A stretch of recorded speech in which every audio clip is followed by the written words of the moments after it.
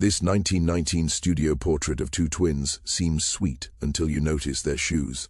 At first, the photograph looks normal. Two girls in matching white dresses stand close together, their arms linked, smiling at the camera in a bright Chicago studio.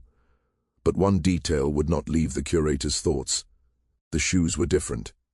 Margaret Holloway had worked at the Chicago Historical Society for 17 years, and she had catalogued thousands of family portraits from early 20th century photography studios. She knew what fit and what felt out of place. This photo had come in a donation box from an estate sale on the South Side, mixed with ledgers, letters, and promotional items from a long-closed child welfare group called the Illinois Home Finding Association. The girls appeared to be around 8 or 9 years old. Their hair was curled and pinned the same way. Their dresses matched exactly, from the lace collars to the puffed sleeves. They stood in front of a painted garden background, a popular choice in studio portraits of that time. Everything in the image suggested comfort and care. Everything except the shoes. Margaret pulled the photo closer under the magnifying lamp in her conservation lab. The girl on the left wore polished leather button-up boots that looked new. The girl on the right wore something very different. At a quick look, the shoes seemed similar, but under magnification the difference became clear. They were made of rough canvas, hand-stitched with uneven seams. The toe area sagged slightly. The sole looked like layers of fabric instead of leather. These were institutional shoes, the kind made in workrooms when money was tight. Margaret turned the photograph over. On the back, in faded ink, someone had written, "The Moyer twins placed together. June 1919, success story for annual report." But if these girls were twins from the same family, why would one wear store-bought boots and the other handmade institutional shoes? Margaret carefully set the photograph down. This was not just a charming old picture. Something here felt wrong. She had spent almost 20 years studying photographs that families preferred to forget or institutions wanted to rewrite. She had seen images removed from collections because they revealed hard truths about labor abuse, racial separation, or the treatment of immigrants. She had learned to read photographs the way a forensic expert reads a crime scene. Every object, every facial expression, every position told part of a story, and often that story challenged the written caption. She adjusted her scanner and captured the image at high resolution, then gently removed it from its cardboard mount. The mount itself was printed material from the Illinois Home Finding Association, decorated with borders and text that read, "Building Christian Families Through Child Placement." The studio stamp on the front named the photographer as Lindholm & Sons, a commercial studio that operated on South State Street from 1915 to 1923. Margaret studied the girls' faces again. They were smiling, but something else showed in their eyes. The girl with the good boots looked straight at the camera with calm confidence. The girl with the canvas shoes looked slightly away, her smile tighter, her body more stiff. Margaret had seen that look before in photographs of children from orphanages and industrial schools. It was the expression of someone told to smile but unsure of the reason. She pulled out her notes on the Illinois Home Finding Association. The group was founded in 1907 by Protestant church leaders and reformers who believed orphaned and poor children should be taken from large institutions and placed in rural homes where they could learn honest work and Christian values. The agency worked for about 20 years before quietly closing in 1927. This photograph had been used in their promotional materials. Margaret felt the familiar weight of responsibility settle on her. She could file the image with a neutral description and move on. Or she could follow the questions now forming in her mind. If these girls were not truly twins, then who were they? And why would a child welfare organization stage a photo to make them appear that way? Margaret began with the obvious steps. She searched city directories from 1919 and found Lindholm & Sons at 438 South State Street, in the center of Chicago's commercial photography area. The studio focused on family portraits and institutional photography. Their ads in the Tribune promised respectful portraits for families, schools, and charities. She cross-checked the Illinois Home Finding Association's address and found their office had been on West Adams Street, only a few blocks from Hull House and other settlement groups that shaped Chicago's reform movement in the 1910s. That closeness was no coincidence. These organizations formed a network that shared resources, donors, and ideas about managing the city's poor. Margaret reached out to a colleague at Northwestern, a historian named Dr. Robert Chen, who studied progressive-era social welfare. She scanned the photograph and emailed it to him with a short explanation. He called her back within an hour. "I know this organization," Robert said, his voice careful. The Illinois Home Finding Association was part of the Orphan Train Network, but they worked differently than the New York groups. They focused on local placements within Illinois and nearby states. They advertised heavily in church bulletins and rural newspapers, promising families domestic help in return for offering Christian guidance to needy children. "So it was labor placement," Margaret said. "Officially it was adoption or foster care," Robert answered. "But yes, in practice it was labor placement. The children were expected to work. The agency called it character building. Girls were sent to farms or middle-class homes to do housework, laundry, and cooking. Boys were sent to farms for field labor or to shops as apprentices. Some families treated the children kindly. Many did not, and the agency had very little control once a placement was completed." "What about twins?" Margaret asked. "Would they stage photos to make unrelated children appear to be siblings?" There was a short pause. "I have seen promotional materials from similar groups that highlighted sibling placements," Robert said slowly. "The idea was that taking two children was better than one because siblings could comfort each other, and the family would get twice the labor for only a small increase in cost. But I have never seen proof of agencies inventing sibling ties. If that is what happened here, it would be important." Margaret thanked him and went back to the public records. She searched the Cook County vital records for the name Moyer, looking for twins born around 1910 or 1911. She found 3 sets of Moyer twins from that time, but none fit. 2 sets had died as infants. The 3rd set were boys. She widened her search to orphanage and institutional files. The Chicago Orphan Asylum had ledgers digitized at Th. Newberry Library. She requested access and spent an afternoon scrolling through intake records. No Moyer twins. She checked the Illinois Soldiers and Sailors Children's School. Nothing. The Protestant Orphan Asylum. Nothing again. Then she found something in the records of the Cook County Juvenile Detention Home, a temporary place where children stayed while courts decided what would happen to them. In May 1919, a girl named Lena Moyer, age 9, had been transferred from the detention home to the Illinois Home Finding Association after her mother was sentenced to the Women's Reformatory in Joliet for theft. There was no mention of a twin, and no mention of any siblings at all. Margaret pulled the census records for 1910 and 1920. In 1910, Lena Moyer appeared as a 1-year-old living with her mother, Alice Moyer, in a West Side tenement. Alice worked in a garment factory. No father was listed, and there were no other children. In 1920, Alice Moyer was listed at the Illinois State Reformatory for Women, and Lena had disappeared from the public record completely. So Lena Moyer had been a real child, alone, placed by the agency in June 1919. Who was the other girl? Margaret contacted the archivist at the Newberry and asked if they held any more material from the Illinois Home Finding Association. The archivist, a woman named Patricia Kwan, told her that a small collection had been donated in the 1970s by the daughter of one of the agency's board members. The collection had never been fully organized. Patricia agreed to bring out the boxes. Margaret spent the next 2 days at the Newberry going through brittle letters, financial books, and bundles of photographs. She found contracts, hundreds of them, all standard forms with handwritten details. The forms were titled, "Agreement for the Temporary Care and Christian Training of a Child." They stated that the receiving family would provide food, shelter, and schooling in return for the child's labor in domestic or farm work. The contracts lasted from 1 to 3 years and could be renewed if the family and agency agreed. The children were not paid wages. At the end of the contract, the family could choose to legally adopt the child or send them back to the agency. Margaret also found letters between the agency's director, Reverend Harold Trimble, and donors and board members. In one letter dated March 1919, Trimble described a plan to increase donations by creating a new annual report filled with photos showing successful placements. He wrote, "Donors respond best to images of children thriving in new homes, especially when siblings are placed together. We must create strong visual stories that prove our methods work." Margaret found another letter, dated May 1919, from the agency's bookkeeper to Reverend Trimble.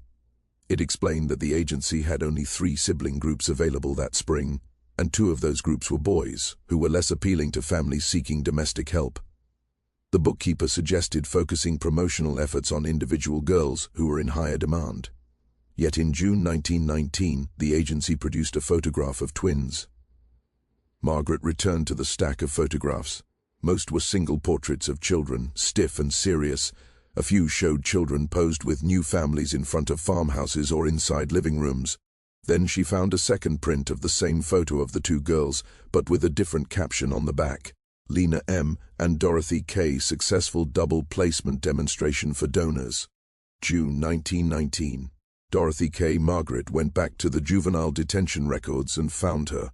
Dorothy Kowalski, age 8, had been transferred to the Illinois Home Finding Association in April 1919 after her father died in an industrial accident and her mother was hospitalized with tuberculosis. She had no siblings.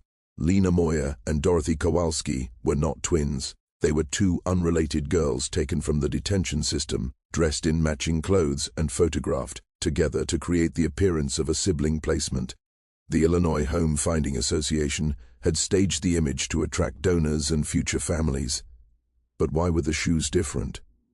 Margaret contacted Dr. Chen again and asked him to meet her at the Newbury. When he arrived, she showed him both versions of the photograph and the records she had uncovered. He studied the images carefully, then leaned back in his chair.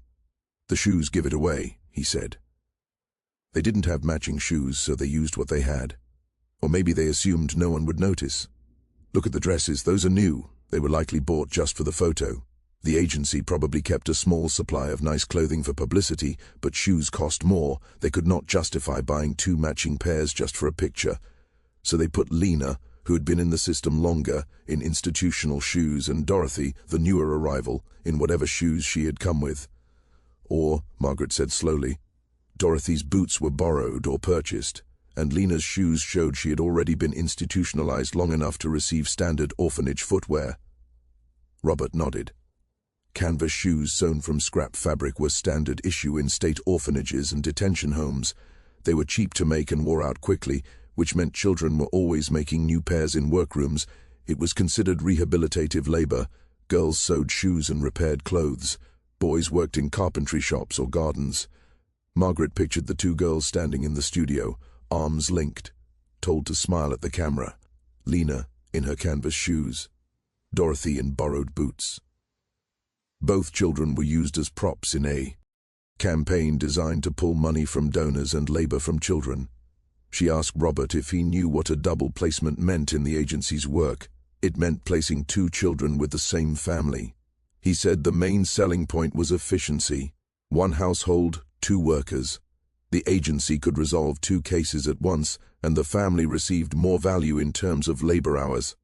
It was presented as charity, but it was really a planned economic deal. And if the children were not actually siblings, then the family was being misled, Robert said. But more importantly, the children themselves were being used. If they were told they were twins, or simply instructed to act as twins, they were being forced into a false identity to benefit the agency. Their real stories, their real families were being erased. Margaret sat quietly with that thought for a long time. She thought about Lena's mother in the reformatory, possibly not even knowing where her daughter had been sent. She thought about Dorothy's mother in the hospital, too sick to speak up for her child.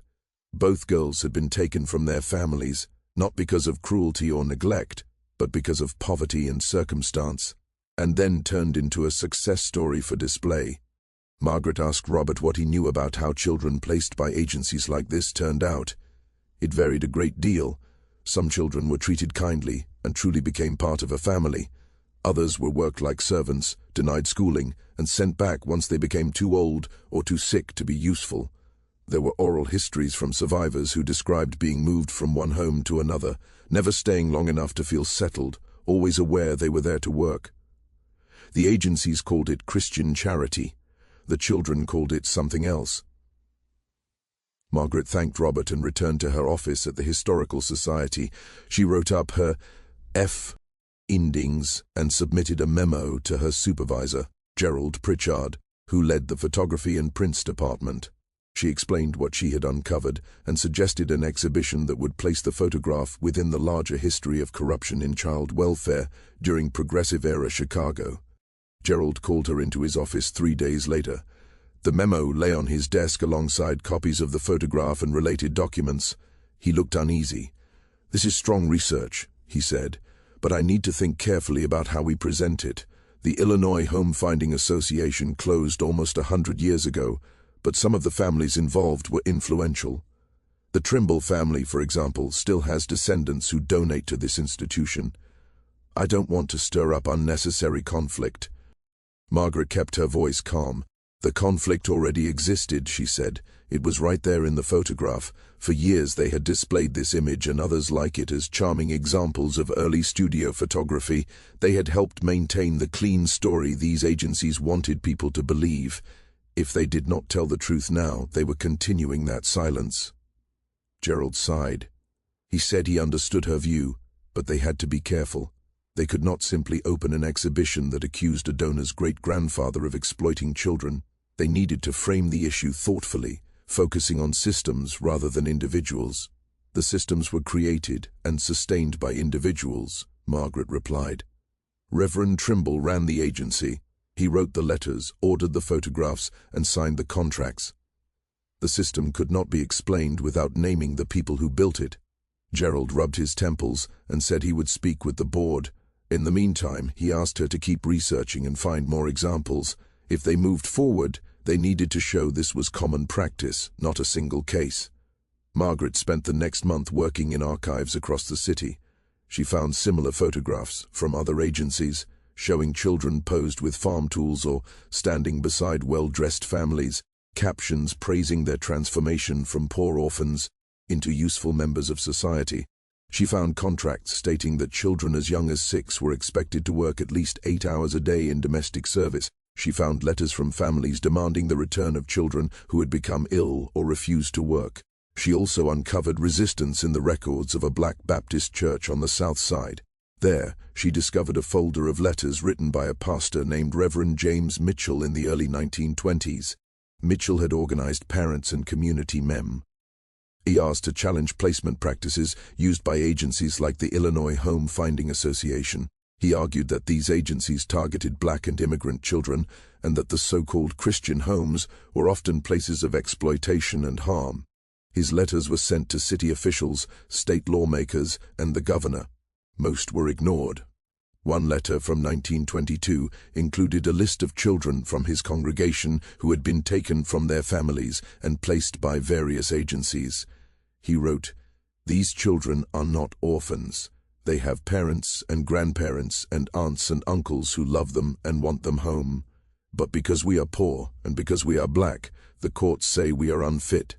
The agencies claim they are saving these children. We say they are stealing them." Margaret copied Mitchell's letters and added them to her research file. She contacted a professor of African American history at DePaul who specialized in black mutual aid networks. From him, she learned that Mitchell's church had been part of a larger movement of black institutions that tried to protect their children by creating their own foster systems and legal defense funds. The effort had mostly failed because it lacked the political power and money of white-led agencies, but it had left behind records of resistance. Margaret returned to Gerald Pritchard with her expanded research. She showed him Mitchell's letters and documents from other agencies. He argued that the exhibition needed to center voices like Reverend Mitchell's, people who understood the system and tried to fight it. Gerald agreed to call a meeting with the board's exhibitions committee. Margaret prepared her presentation and waited. The meeting took place in a conference room on the 4th floor of the Historical Society building. IX board members were present, along with Gerald and 2 other curators. Margaret projected the photograph of Lena and Dorothy onto the screen and explained her findings step by step. She talked about the shoes, the false sibling claim, and the promotional reason behind the image. She showed the contracts and the letters. She read aloud from Reverend Mitchell's writings. A board member, a retired lawyer named William Crenshaw, interrupted her. He said he respected the depth of the research but was worried about the conclusions. Were they saying that every family who took in a child through these agencies had exploited them? He said he personally knew of cases where placements led to real adoption and loving homes. Margaret replied that she was not claiming every family was abusive. She said the system itself was exploitative by design. The agencies treated children as commodities. They advertised them as sources of labor. They staged photographs to influence donors and families. Some children may have ended up in good homes, but that did not change the fact that the system viewed them as economic assets, instead of people with rights and families of their own. Another board member, a philanthropist named Eleanor Hartley, asked about the children's voices. Did they have any first-hand accounts from Lena or Dorothy? Did they know what happened to them after the photo was taken? Margaret shook her head. She said she had tried to trace them, but the records were broken and incomplete. Lena Moyer vanished from public records after 1919. Dorothy Kowalski appeared in the 1930 census as a domestic servant living with a family in Evanston, but there was no way to know whether that was a permanent home or unpaid labor under another name. Without oral histories or personal documents, they had to rely on institutional records, and those records were created to hide as much as they revealed. Crenshaw said they should be careful with their claims. They could present the photo and explain the context, but they should avoid accusations they could not fully prove. Margaret felt her frustration rise. She said the institutional records themselves proved exploitation. The contracts, letters, and photographs were evidence. They did not need a personal testimony to say that dressing two unrelated children as twins and advertising them as a double labor placement was wrong. The evidence spoke clearly. Gerald stepped in and said they needed to think about how the public would receive this. They were not writing an academic paper. They were creating an exhibition for families and school groups. They needed to be factual without being provocative. Margaret replied quietly that telling the truth was not provocative. It was necessary. The room went silent. Then Eleanor Hartley spoke again. She said she supported moving forward with the exhibition but suggested adding present-day voices. Were there child welfare groups today who could explain how these practices connected to current problems? Were there descendants of placed children who might want to share family stories? Margaret said yes. She could contact child welfare advocates and genealogy groups. She had already found a community historian on the South Side, researching families affected by forced placements. She said she would reach out. The board discussed details for another half hour, then voted to approve the exhibition. They agreed Margaret would continue outreach and that a child welfare historian would review the final text for accuracy. Margaret left the meeting feeling relieved but drained. She had won the debate, but she knew the hardest work was ahead. Over the next 2 months, she built the exhibition. She spoke with child welfare organizations and learned that the Illinois Home Finding Association's practices, while extreme in how they staged photographs, were common for the time. Thousands of children had been placed in homes where they were expected to work without pay, often under the label of adoption or Christian charity. These practices continued in different forms well into the mid-20th century, later called foster care, but still shaped by economic ideas about the value of children's labor. Margaret also contacted a genealogist named Denise Patterson, who studied black families in Chicago who had lost children to placement agencies. Denise connected her with an elderly woman named Gladys Washington, whose aunt had been placed by the Illinois Home Finding Association in 1917. Gladys agreed to be interviewed for the exhibition. The interview took place in Gladys's living room on a warm September afternoon. Gladys spoke Abo. Her aunt Ruth, who had been taken from the family after Gladys's grandmother was arrested for running an illegal speakeasy during Prohibition. Ruth was sent to a farm downstate and forced to work both in the fields and the kitchen. She tried to run away twice and was brought back by police. She was finally released at 16 when her contract ended and returned to Chicago. She never spoke much about those years, never married, and never wanted children. Gladys said Ruth used one word to describe what happened to her. They stole her childhood. Gladys said the agency told her grandmother they were saving Ruth and giving her opportunities she would not have had in the city. But what they really wanted was free labor. When Ruth came home, she was changed, more guarded, and unable to trust people. Margaret included parts of Gladys's interview in the exhibition next to the photograph of Lena and Dorothy. She wrote captions explaining the shoes, the invented sibling story, and the larger system of child placement as labor exploitation. She displayed Reverend Mitchell's letters and records from other agencies showing similar patterns. She also added current statistics about children in foster care and the ongoing struggle to protect them from exploitation. The exhibition opened in January 2023. It was titled Hidden Labor, Children, and the Business of Reform in Progressive-Era Chicago. The photograph of Lena and Dorothy stood at the center, with a magnified section highlighting their mismatched shoes. The opening reception was crowded. Descendants of placed children attended, some seeing images of relatives for the first time. Scholars and social workers came to study the evidence. Local journalists covered the story. Margaret stood near the photograph and watched visitors lean in, study the shoes, read the captions, and take in what they meant. One visitor, a woman, N in her late 60s, stood in front of the image for a long time. She later introduced herself as Karen Lindstrom. She said her grandmother had been placed by the Illinois Home Finding Association in 1920 at age 7 and worked as a domestic servant in Oak Park until she was 18.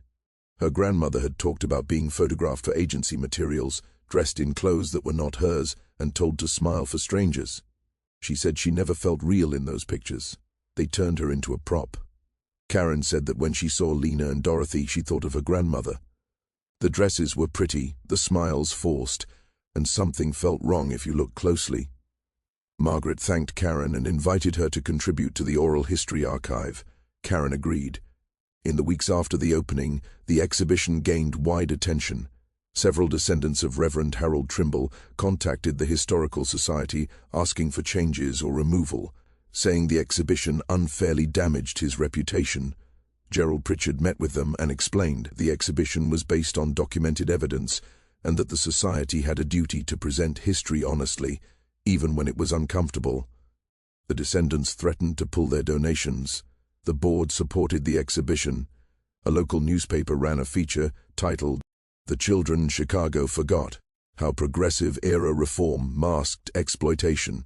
The article quoted Margaret and showed the photograph of Lena and Dorothy. The story led other museums and archives to recheck their own collections for similar images. Margaret received emails from researchers across the country who had found photographs like these, images of children posed as something they were not, meant to sell a story that ignored their real lives.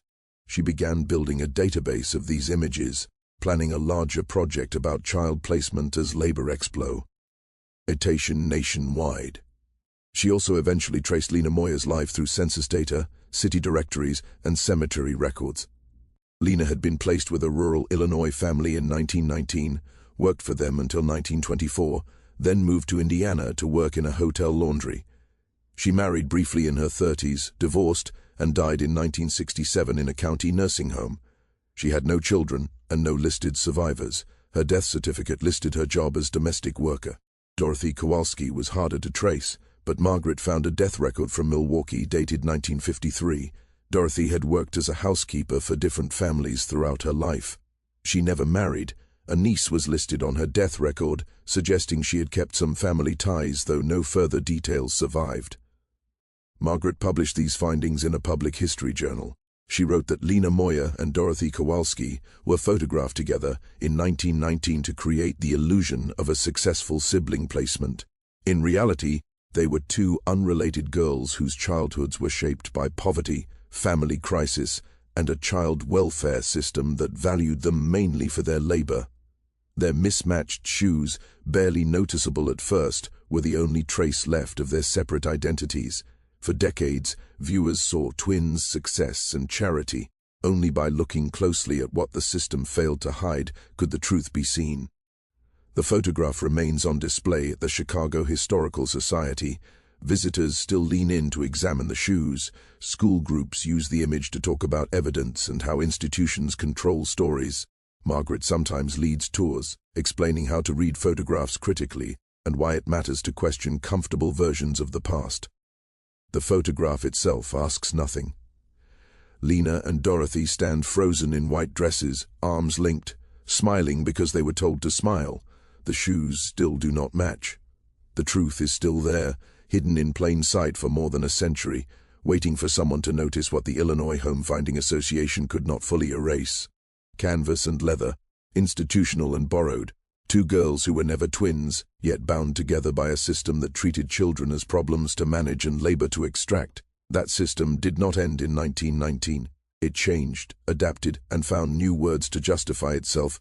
But the photographs remain, scattered through archives, albums, and estate sales, waiting to tell their stories to anyone willing to look closely enough to see the details that do not match.